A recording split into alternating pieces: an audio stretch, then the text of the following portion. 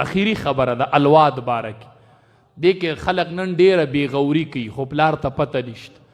مونږ جنازې له لاړ شو که نه نو جنازه وکړو. چې جنازه وکړو نو پورې هلک ولاړي نو هغه جنازه ونه کي او خلق هغه ته لاس نیسي وي دعا به وکړو.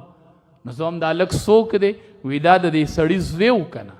وم ښه دا چې مړو دا د ده زوی دی وي او زه ورته وم هلکه وی څه وم تا خو د دې پلار جنازه ونه کړه ته خو پورې ولاړ وي چې مونږ جنازه کوو دا ستا پلار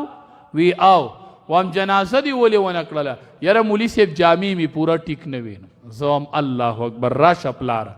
داسې بچي دې پرېښه ده چې هغه ستا جنازه ونه کړه. جنازه ته په تمه چې دی به ما ته دعا کوي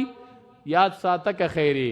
د قبر د پاسه به دله ویکټې خښي او کرکټ په پې کوي که خیرې مونږ ولیدلو په مقبرو کې کرکټې کوي مونږ ورته وایو مه کوه دلته کرکټ په دې مقبره کې دی بابا دی په دې مقبره کې دی نیکه دی وی خپل کار به کوي د نیکه او د پلار قبر ورته نه معلوم دا ستاسو د لاسه شول دا بچي داسې الوات پرېږدی او قبرونو ته به لاړ شئ دعا به د څوک نه زه هغې جنازې ته وزرېږم. جنازه وشي لوی لوی علما ولاړي په شاتې صف کې او مخې ته یو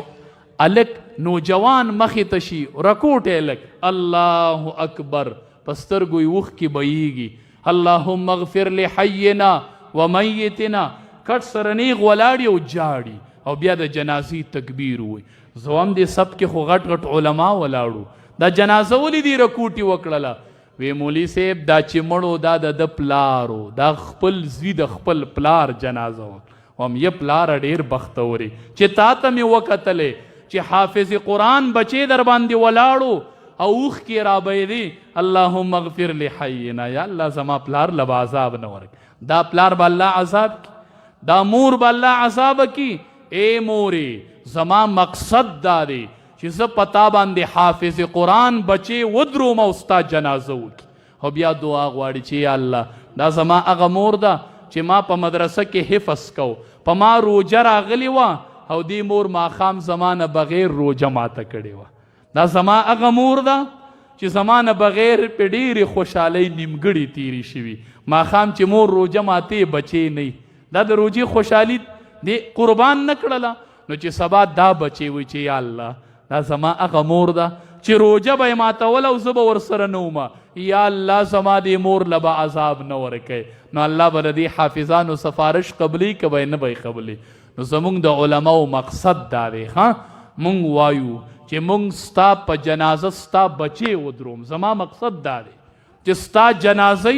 زه ستا بچي ته وایم چې ودرېږه د پلار جنازه وکړه خلقو ته وښیم چې ما ول داسې بچې تیار کو چې نن د پلار جنازه په خپله وکړله دا د علماو کردار دی چې داسې بچي درله تیاری نو د علماو سره فری مینه کوئ فری او بیا دا علاقه دا خو د علماو ګړ دی ګړ